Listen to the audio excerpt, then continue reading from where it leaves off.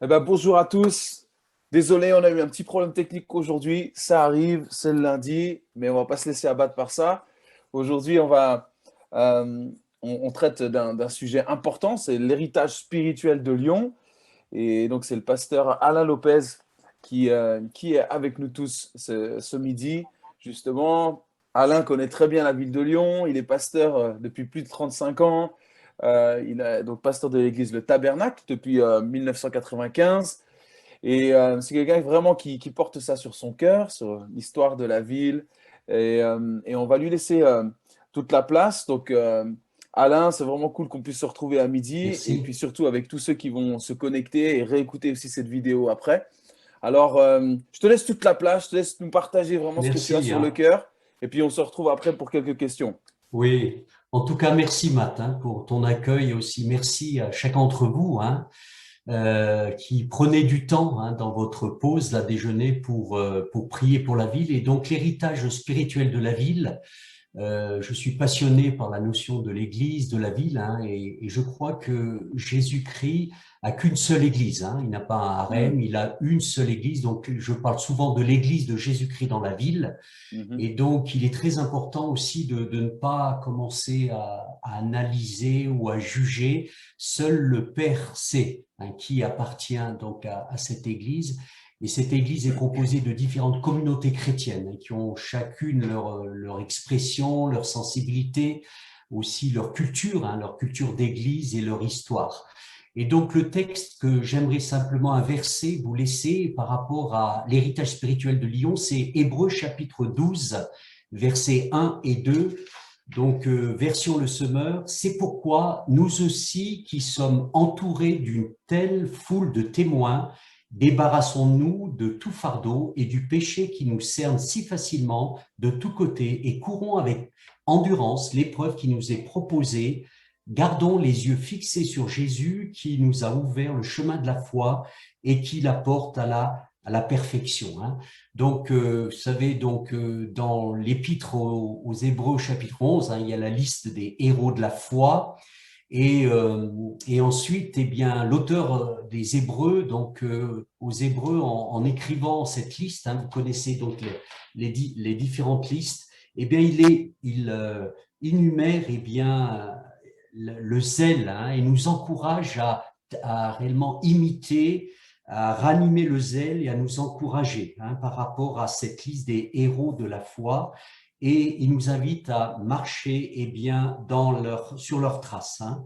Et donc, souvent je dis, les héros de la foi avaient des forces et des faiblesses, des qualités et des défauts, comme chacun d'entre nous, mais Dieu leur a permis de triompher et de transcender les événements et les obstacles de leur vie pour accomplir son plan divin. Et Dieu demeure toujours à la recherche de gens ordinaires pour accomplir des choses extraordinaires.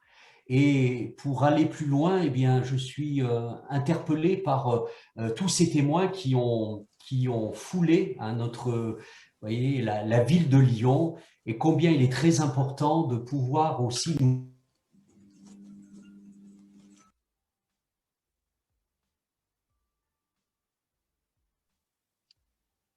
Alain, merci de réactiver ton micro, Voilà, s'il te plaît. excusez-moi, j'ai pas activé, alors je sais pas si je dois recommencer. Non, non, pas du tout. Tu peux Voilà, continuer. pardon. Voilà, donc je parlais de l'histoire de la ville, donc de ces témoins qui nous ont précédés dans ces livres. Vous savez, Dieu a dit à Moïse et puis à Josué, eh bien, tout lieu que foulera votre pied, je vous le donne. Donc, il est très important en tant qu'Église de Jésus-Christ, en tant que témoin dans cette ville, hein, dans notre génération, de pouvoir discerner quelles sont les frontières de notre territoire. Et donc, quand on parle de la ville de Lyon, on parle surtout de la métropole lyonnaise. Et je rappelle qu'il y a 59 communes avec 1 400 000 habitants. Donc, dans ce territoire que Dieu nous donne, il y a des sources d'eau, il y a des richesses, la diversité aussi des richesses, mais il y a aussi des géants, hein. Et le Seigneur nous dit eh bien, qu'il va chasser les ennemis, les 7 nations plus nombreuses et plus puissantes que nous. Donc, on a l'assurance que Dieu nous donne un territoire, c'est notre héritage, Et nous devons, au travers de notre témoignage, de notre vie, au travers des églises et des œuvres dans cette ville, eh bien, fouler ce territoire, parcourir ce territoire, connaître les frontières et ensuite parcourir. Alors, vous savez que l'église de Lyon, d'abord, a été fondée par le général Planctus, donc en moins 43 avant Jésus-Christ, fondé cette ville, Luc du Num, qui veut dire colline, forteresse, qui veut dire corbeau, mais qui veut dire aussi lumière. On voit plutôt la notion plus de la lumière que du corbeau, voilà. Et donc, l'église de Lyon a été fondée par des marchands grecs, venus d'Asie. Vous connaissez peut-être l'histoire. Polycarpe, évêque de Smyrne, encourageait l'effort missionnaire. Il a été lui-même en contact avec l'apôtre Jean et nourrissait une vision apostolique. C'est pourquoi, en 152, il a envoyé Pothin en Gaule, et aussi en 157, il y a eu Irénée, fut associé à Pothin, qui était un vieillard. Donc, vous voyez, il y a toute une génération de témoins dans cette veine apostolique de l'apôtre Jean. Et donc, ils ont fondé la première communauté chrétienne en Gaule, donc ces premières églises dans la région lyonnaise. Et donc, cette jeune église pleine d'Esprit Saint et de grâce a eu connaître des souffrances de la persécution. On parle de plus de 9000 personnes de tout âge qui périrent. On connaît bien Blandine, Alexandre, Irénée. Et vous trouvez tout cela dans les lettres des chrétiens de Vienne et de Lyon à leurs frères d'Asie, de Phrygie, écrit par Eusèbe de Césarée, en 177 après Jésus-Christ.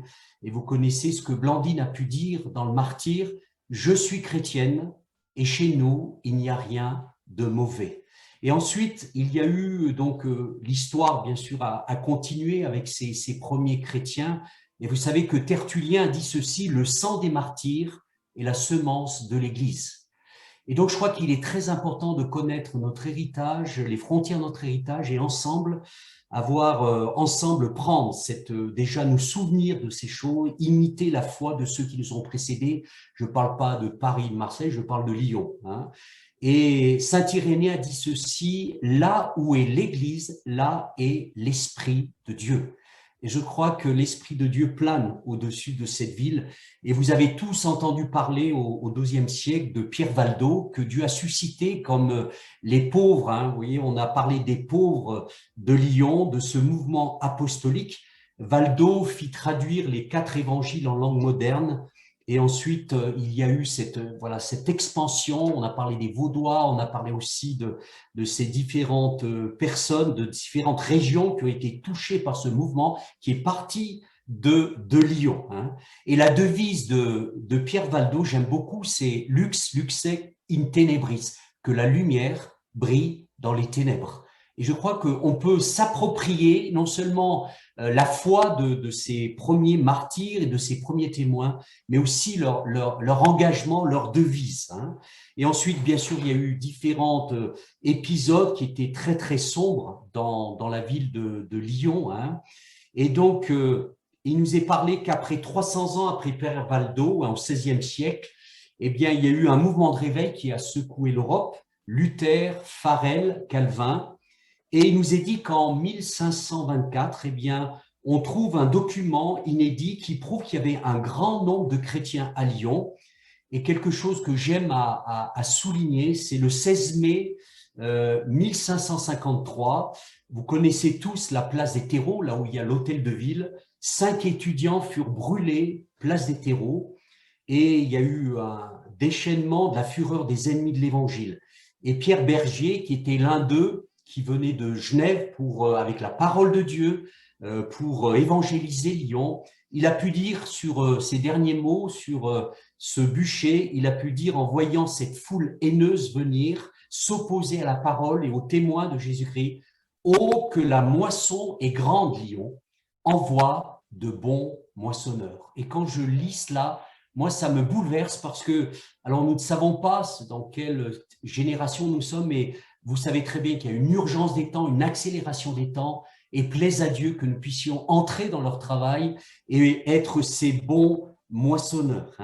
Ensuite, et je terminerai par là par rapport à la ville, à l'histoire, alors c'est très bref, Dieu donne à cette église lyonnaise des hommes remarquables au XVIe siècle, tels que Pierre Viret. Prêchant dans les rues, il amena, écoutez bien, à la conversion de Jésus-Christ plusieurs milliers d'âmes. Donc c'est un réformateur, une figure, un réformateur vaudois, figure bien, du XVIe siècle, important de la réforme protestante.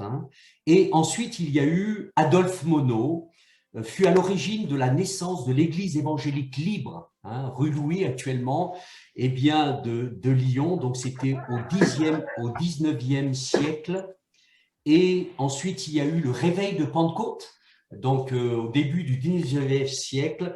Et il y a aussi, on en parle aussi du renouveau charismatique, au XXe siècle. Donc vous voyez, l'histoire de Lyon, de l'Église lyonnaise continue jusqu'au retour de Jésus-Christ. Et puisque nous sommes environnés d'une si grande nuée de témoins, je crois qu'il est important de connaître notre héritage, de connaître aussi les collaborateurs avec qui nous travaillons dans cette unité et pouvoir porter réellement le témoignage de Jésus. Je vous rappelle la devise de Pierre Valdo, que la lumière brille au sein des ténèbres.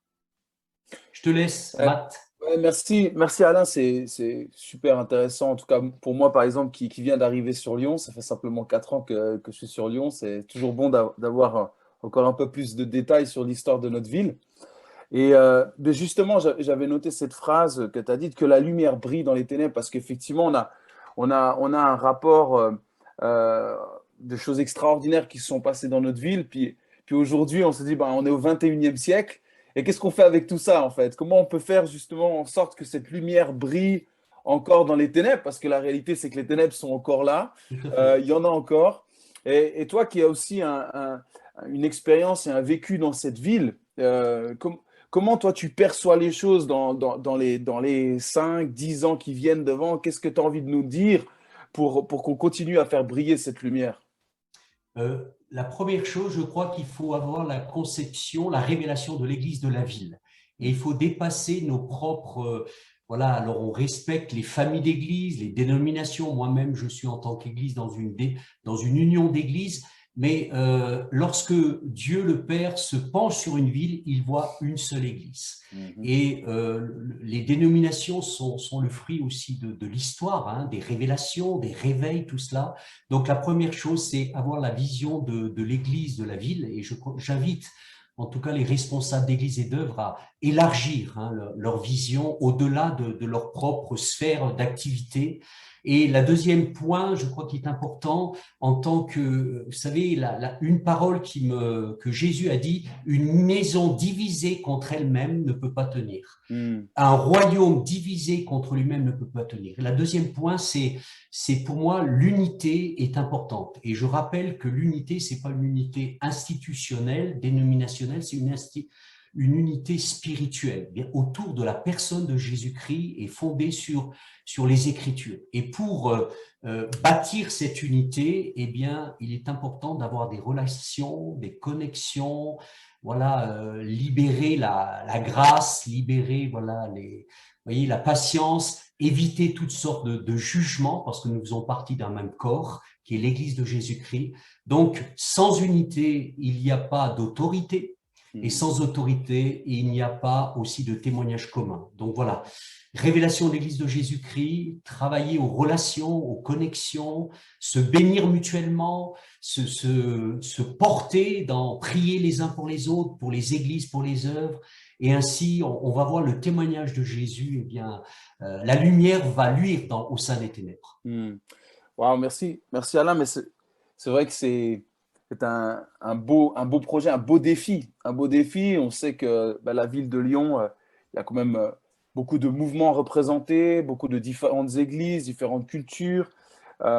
Mais j'aime beaucoup cette phrase que j'ai lue un jour, je ne sais plus qui a dit ça, mais il dit: c'est important que l'Église chante à nouveau, parce que quand l'Église chante, elle oublie ses divergences. Wow, c'est beau. Et ça m'avait frappé, en fait. Je dis effectivement, quand l'Église s'unit de cœur pour louer Christ, on oublie un petit peu toutes nos différences, nos divergences. Donc, en tout cas, on reçoit vraiment cet appel qui est dans ton cœur de réunir une église. J'aime beaucoup cette notion, l'église de la ville.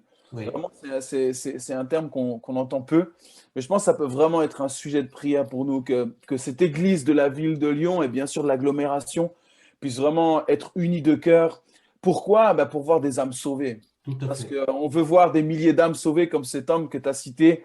Vraiment, on a vu, mais comment il a fait? Il a prêché l'évangile et je pense qu'il y a vraiment un appel, un retour à prêcher l'évangile, à prêcher le salut, à prêcher la repentance, la grâce et voir des âmes sauvées. Je pense que c'est ça le cœur aussi de cette semaine de prière, c'est de nous unir pour la cause de ceux qui sont perdus. Donc, Alain, vraiment un immense merci parce que vraiment, ça nous donne vraiment une rétrospective sur cette ville de Lyon. Et puis, ça nous donne aussi de quoi travailler parce qu'il y a du travail aussi dans cette ville à unir les cœurs. Mais comme tu l'as dit, on n'essaye pas d'unir des institutions, on essaye d'unir des cœurs avant toute chose. Tout à fait. Cœur à cœur. Et je sais que l'appel fait un gros travail là-dessus depuis des années. Moi, je viens d'arriver, donc je découvre. Mais il y a ce cœur à réunir justement autour de la cause de l'évangile. Et c'est ça qui est le plus important pour nous tous. En tout cas, merci d'avoir répondu à ces quelques questions, d'avoir apporté tout cela. Et puis, j'ai envie de nous dire, les amis, on a de quoi prier encore aujourd'hui sur ce sujet. Vraiment que Seigneur tisse des liens dans nos cœurs entre les différentes églises, que son corps se rassemble davantage et davantage. Je ne peux pas m'empêcher de penser à ce verset qui dit portez l'amour les uns envers les autres et à ceux-ci, ils verront que vraiment vous êtes mes disciples. Et je pense que là-dessus, on a vraiment du travail à faire. Amen. On a de quoi avancer. Alors que le Seigneur vraiment nous donne encore de l'amour, ne serait-ce que déjà pour les frères et sœurs que nous sommes. Et je pense que Dieu n'a pas fini de manifester sa grâce et son amour sur cette ville. Alors, on vous souhaite une excellente après-midi. Partez avec ça, avec ce sujet, vraiment l'église de la ville. Vraiment que l'église de la ville se lève, l'église de la ville de Lyon se lève pour annoncer l'évangile et voir encore davantage d'âmes sauvées. Ok, donc désolé pour ce petit problème qu'on a eu, problème technique, ça va s'ajuster au fur et à mesure de la semaine. En tout cas, la vidéo sera disponible sur YouTube dès cet après-midi, vous pourrez la revoir et la diffuser. Et puis, on se donne rendez-vous à 19h pour un nouveau rendez-vous, une nouvelle intervention et surtout un moment de prière ensemble. Que Dieu à 20h, pardon, Matt, c'est 20h. À 20h, pardon. 20h, 21h. Je ne vais pas encore rajouter d'autres problèmes aujourd'hui. Donc, c'est 20h, excusez. Et puis, on se retrouve pour prier ensemble dès ce soir. Que Dieu vous bénisse. Bon après-midi à tous. Merci, Matt.